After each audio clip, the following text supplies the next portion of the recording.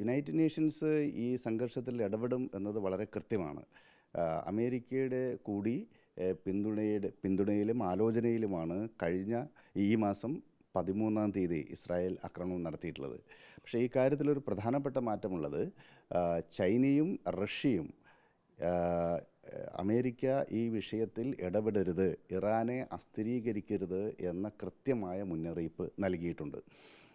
ഇപ്പോൾ ഇസ്രായേലിൻ്റെയും അമേരിക്കയുടെയും ലക്ഷ്യമായി പ്രഖ്യാപിച്ചിട്ടുള്ളത് ഇറാൻ്റെ ന്യൂക്ലിയർ ഫെസിലിറ്റികൾ പൂർണ്ണമായും തകർക്കുക എന്നുള്ളതാണ്. അതിൽ ഫർദോയിലെ ന്യൂക്ലിയർ പ്ലാന്റ് പാറ തുരന്ന് ഭൂമിക്കടിയിൽ ഏകദേശം 100 മീറ്ററിനകത്താണ് ഉണ്ടാക്കിയിട്ടുള്ളത് എന്നാണ് വിവരങ്ങൾ പുറത്തു വരുന്നത്. അതിനെ തകർക്കാൻ അമേരിക്കയുടെ ബങ്കർ ബസ്റ്റർ ബോംബുകൾക്ക് മാത്രമേ സാധിക്കുകയുള്ളൂ. അതുകൊണ്ട് അമേരിക്കയുടെ ഇടപെടൽ അനിവാര്യമാണ് എന്ന് തന്നെയാണ് പ്രതീക്ഷിക്കപ്പെട്ടത്. അതേസമയം തുടർച്ചയായിട്ട് ഈ യുദ്ധം നീളുകയും അമേരിക്കയുടെ സൈനിക സാന്നിധ്യം അവിടെ ഉണ്ടാകുകയും ചെയ്യുന്നത് ഇറാൻ്റെയും ചൈനയുടെയും താല്പര്യങ്ങൾ ഹനിക്കുമെന്ന കാര്യത്തിൽ സംശയമില്ല.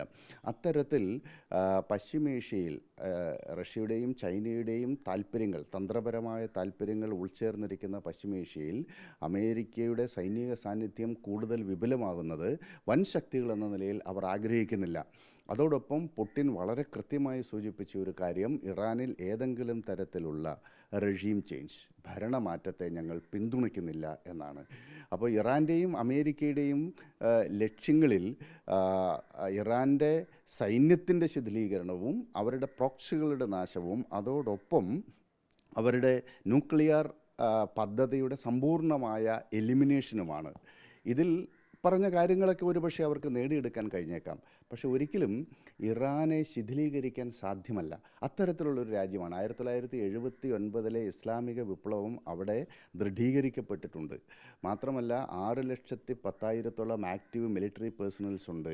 3.5 ലക്ഷത്തോളം വരുന്ന റിസർവ് ട്രെയിൻഡ് ഫോഴ്സസ് ഉണ്ട്. ഇതിനെയെല്ലാം നിയന്ത്രിക്കുന്ന ഇസ്ലാമിക് റവല്യൂഷണറി ഗാർഡ് കോപ്സ് ഉണ്ട്. പ്രോക്സികളെ നിയന്ത്രിക്കുന്ന ഖുദ്സ് ഫോഴ്സസ് എന്ന് പറയുന്ന സൈനിക ദളമുണ്ട്. ഇതെല്ലാം ചേർന്നിട്ടുള്ള പശ്ചിമേഷ്യയിലെ ഏറ്റവും ശക്തമായ വലിയ സൈന്യമാണ് അവരുടേത്. ശക്തി എന്ന് പറയാൻ പറ്റില്ല. ഇസ്രായേലുമായി കമ്പയർ ചെയ്യുമ്പോൾ ശക്തമായ ഒരു രാജ്യമല്ല, പക്ഷെ ഒരു മേജർ പവറാണ്. ഇതോടൊപ്പം പശ്ചിമേഷ്യയിൽ ഏറ്റവും അധികം ഡ്രോണുകളുടെയും മിസൈലുകളുടെയും ശേഖരമുള്ള ഒരു രാജ്യം കൂടിയാണ് ഇറാൻ. അപ്പോൾ ഇറാനെ കീഴടക്കണമെങ്കിൽ അവിടെ കരസൈന്യം ഇറങ്ങണം. ഇറാഖിലും അഫ്ഗാനിസ്ഥാനിലും ചെയ്തതുപോലെ അമേരിക്കയ്ക്ക് കരസൈന്യത്തെ ഇറക്കി ഇറാനിൽ ഒരു യുദ്ധവിജയം നേടുക എന്ന് പറയുന്നത് അസാധ്യമാണ്. ഒരു 2 മില്യൺ 3 മില്യൺ അമേരിക്കൻ സൈനികരെങ്കിലും അതിന് വേണ്ടിവരും. അത് 100% അസാധ്യമായ കാര്യമാണ്.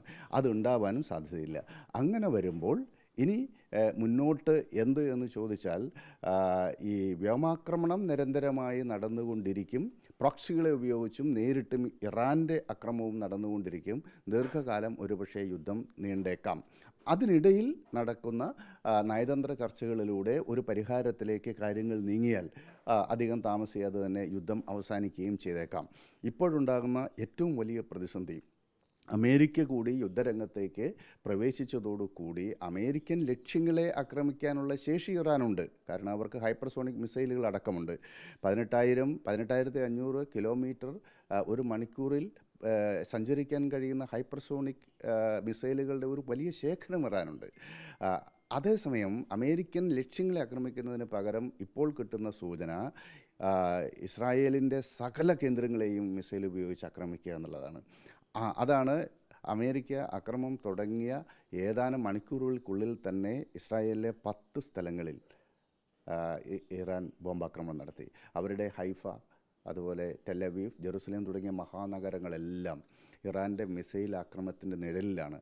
അവിടെയെല്ലാം കൃത്യതയോടുകൂടി ആക്രമണം നടത്താനും കഴിയുന്നുണ്ട്. ഇസ്രായേലിൻ്റെ ആരോ 1, ആരോ 2, അതുപോലെ അയൺ ഡോം, താഡ് തുടങ്ങിയിട്ടുള്ള സംവിധാനങ്ങൾക്കൊന്നും പൂർണ്ണമായി ഇറാനെ പ്രതിരോധിക്കാൻ കഴിയുന്നില്ല. അപ്പോൾ അമേരിക്കൻ ആക്രമണം കൂടി കടുത്ത സാഹചര്യത്തിൽ ഇസ്രായേലിനെ കൂടുതൽ പ്രതിസന്ധിയിലാക്കാൻ ഒരുപക്ഷെ ജനാധിവാസ കേന്ദ്രങ്ങളെ പോലും ലക്ഷ്യം വെച്ച് ഇറാൻ നിരന്തരമായി മിസൈൽ ആക്രമണം നടത്തിക്കഴിഞ്ഞാൽ യഥാർത്ഥത്തിൽ പ്രതിസന്ധിയിലാകുന്നത് ഇസ്രായേൽ എന്ന രാജ്യവും അമേരിക്കയുമായിരിക്കും. അതുകൊണ്ട് അമേരിക്ക കൂടി ഇടപെട്ടതോടുകൂടി പഴയ സാമ്രാജ്യത്വ യുദ്ധങ്ങളുടെ ഒരു ആവർത്തനം പുതിയ രൂപത്തിൽ ഉണ്ടായിരിക്കുന്നു എന്ന് വേണം കരുതാൻ. റഷ്യയുടെയും ചൈനയുടെയും ഒക്കെ ഇടപെടലും ഒരുപക്ഷെ സ്വാധീന ശക്തിയുള്ള അറബ് രാജ്യങ്ങളുടെ ഇടപെടലൊക്കെ സമാധാന ചർച്ചകളിലേക്ക് കാര്യങ്ങൾ നയിച്ചേക്കാം. അങ്ങനെയെങ്കിൽ അത് അധികം താമസിയാതെ ഒരു യുദ്ധവിരാമത്തിലേക്ക് നയിച്ചേക്കാം. അതിനപ്പുറത്തേക്ക് ഈ യുദ്ധം തുടരാനാണ് സാധ്യതയെങ്കിൽ ദീർഘകാലം നീണ്ടു നിൽക്കുന്ന ഒരു സംഘർഷത്തിലേക്ക് കാര്യങ്ങൾ നീങ്ങും എന്നാണ് ഞാൻ കരുതുന്നത്. ഇതിപ്പോൾ 3 രാജ്യങ്ങളുടെ മാത്രം പ്രശ്നം എന്നുള്ളതിനപ്പുറത്തേക്ക് പശ്ചിമേഷ്യയിലെ മറ്റ് രാജ്യങ്ങൾ ആ ഒരു പ്രതിസന്ധിയൊക്കെ സ്വാഭാവികമായ എണ്ണവില അങ്ങനെയൊക്കെയുള്ള പ്രതിസന്ധികൾ ഉണ്ടാവാനുള്ള സാധ്യതയുണ്ടോ? ലോക സമ്പദ്ഘടനയെ മൊത്തത്തിൽ ബാധിക്കും. ഇപ്പോൾ പേർഷ്യൻ ഗൾഫ് എന്ന് പറയുന്നത് ലോകത്തിലെ ഏറ്റവും തന്ത്രപ്രധാനമായ മേഖലയാണ്. അവിടെ ഇറാൻ്റെ നാവികസേന അധികം അഡ്വാൻസ്ഡ് ഒന്നുമില്ല, പക്ഷേ അവർ പേർഷ്യൻ ഗൾഫിൽ ശക്തമായ സാന്നിധ്യമാണ്. ഒമാൻ ഗൾഫിൽ പ്രവർത്തിക്കുന്നുണ്ട്, കാസ്പിയൻ കടലിൽ പ്രവർത്തിക്കുന്നുണ്ട്. ഇന്ത്യൻ മഹാസൈന്യത്തിലും പരിമിതമായ ഓപ്പറേഷൻസ് ഉണ്ട്. അവർ പ്രോക്സികൾ ഉപയോഗിച്ച് ചെങ്കടൽ മേഖലയിൽ ഹൂത്തികൾ ഓപ്പറേഷൻ നടത്തുന്നുണ്ട്. ലോകത്തിലെ വ്യാപാരത്തിൻ്റെ 40% ഇൻ്റർനാഷണൽ അന്താരാഷ്ട്ര വ്യാപാരത്തിന് 40% കടന്നു പോകുന്നത് ചെങ്കടലിലൂടെയാണ്.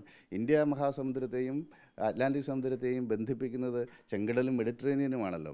അതിലൂടെയുള്ള അന്താരാഷ്ട്ര വ്യാപാരത്തെ നിർണായകമായി സ്വാധീനിക്കാനും അതിനെ ആക്രമിക്കാനും ഇറാൻ ഇപ്പോഴും ശേഷിയുണ്ട്.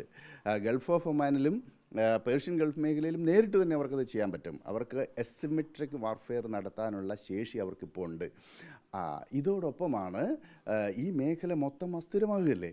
അങ്ങനെ വരുമ്പോൾ അവിടെ നിന്നുള്ള ക്രൂഡ് ഓയിലിൻ്റെ പുറത്തേക്കുള്ള ഒഴുക്ക് നിർണായകമായി തടസ്സപ്പെടും.